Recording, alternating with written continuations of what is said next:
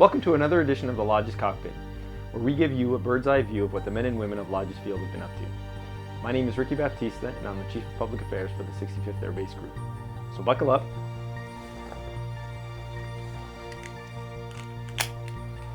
and get ready for takeoff.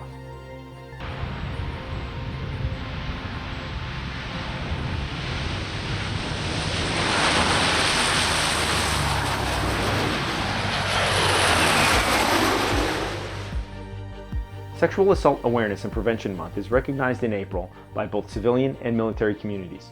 The Department of Defense observes this month by focusing on creating the appropriate culture to eliminate sexual assault and requiring a personal commitment from all service members.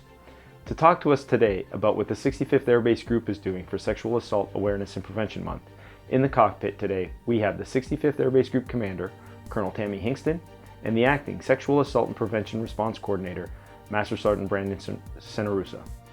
Colonel Hingston, Master Sergeant Senarusa, thank you for joining us in the cockpit today and taking time out of your schedule.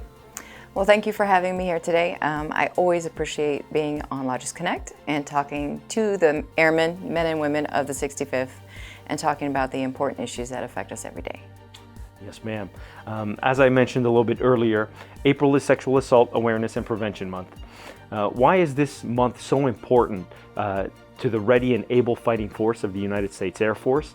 And what does this month mean personally to yourself? Well, sexual assault prevention is every day. We highlight it this month, but it's important that we take precautions every day. And it's important in our mission readiness because if you are a victim of sexual assault, you are not focused on your mission. You're distracted. You're not focused on taking care of your families because you're distracted. And when you're distracted, you can hurt yourself.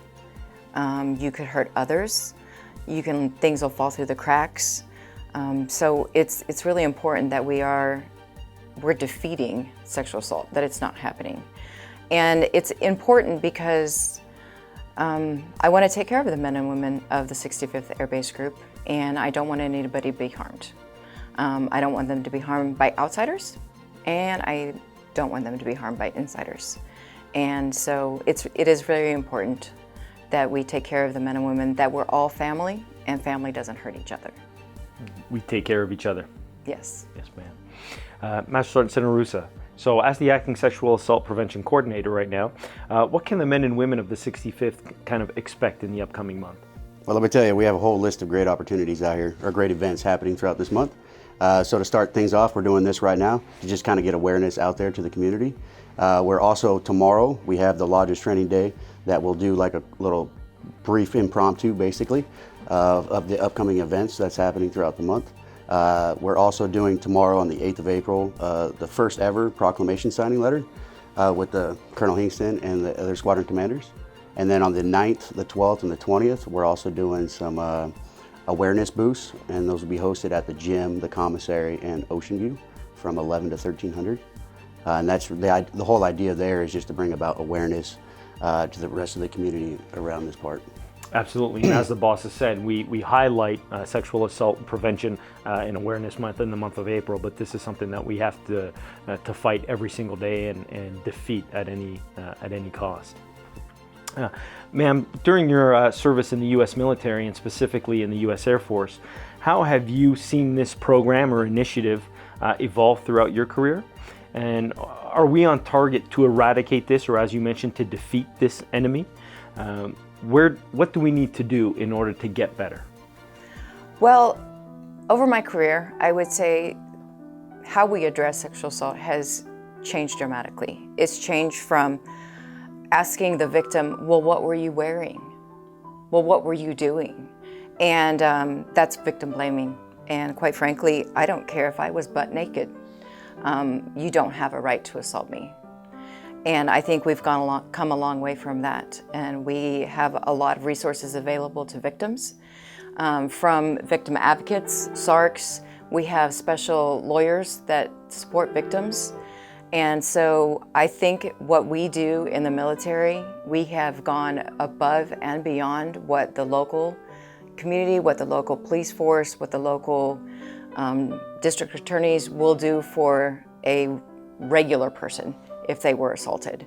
And I think that is amazing. I don't know if our military members actually recognize what resources that the military provides our victims that they wouldn't get on the outside, and I think that is amazing. As far as eradicating it, I wish that we could. I'm not sure that we ever will 100% eradicate it, because we are made up of people, we're made up of humans, and we are a cross-section of society. And because of that, we will get bad people in the military who do bad things. And the best thing that we can do is when they rear their ugly heads, we will hopefully report their crimes and get them removed from the military, and get them tried and convicted, and hopefully put them in prison. It's where they belong. That's where they belong. Not wearing the uniform in our military. Yes. Thank you very much for sharing that, ma'am. Sergeant Santa Rosa, we talked about it before. April is just a month to highlight sexual assault prevention. It's something that we do every day, 24 hours, 7 days a week. Can you give us any recommendations or any ideas of what we can do in our personal and professional lives to ensure that sexual assault is theoretically something of the past? So ultimately, myself and my team and everybody else, what we do is we do things through education and training, victim advocacy, response, accountability. Those are really the things. Colonel Hingston highlighted it herself, holding folks accountable when they do things they shouldn't have done to begin with. And it's really an ongoing day-to-day process. Like Colonel Hingston said, I don't think there is some magic wand or anything that we can do to go ahead and eliminate it, but it's something that we try our best to resolve on a daily basis.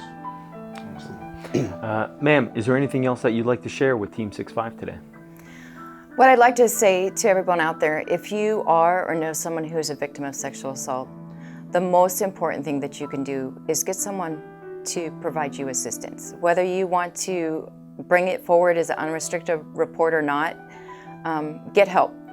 Get yourself some physical help, get yourself some mental help, get the help that you need to be able to get through this, and you can carry on and live your life how you would like to. If you decide later to make an unrestricted report, that's your decision. But we have people here, right here on this base, like Sergeant Santa Rosa, to provide you the assistance you need, even if you don't want to come forward and make a conviction. But we have people that can provide you the mental health that you need as you heal and recover from any kind of a sexual assault that you may have experienced. So get the help that you need, because we care about you and your health.